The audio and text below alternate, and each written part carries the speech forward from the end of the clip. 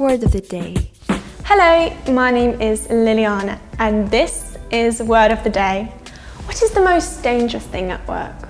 Of course, the nervous boss, especially when he screams at his employees, doesn't accept any of their ideas and slams the door after entering his studies. Fortunately, on the next day, he appears to be very peaceful and calm, tries to find a compromise. Remember? Such an unpredictable mood we call fickle.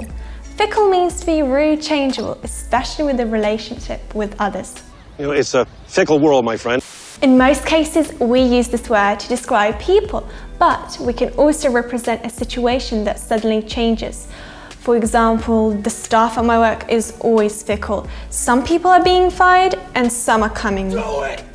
Yes, you can! Uh-oh. I don't think my boss has good news for me. I better go. All right, okay. Subscribe to this channel to learn new words and I will see you guys next time. And okay, I'm coming.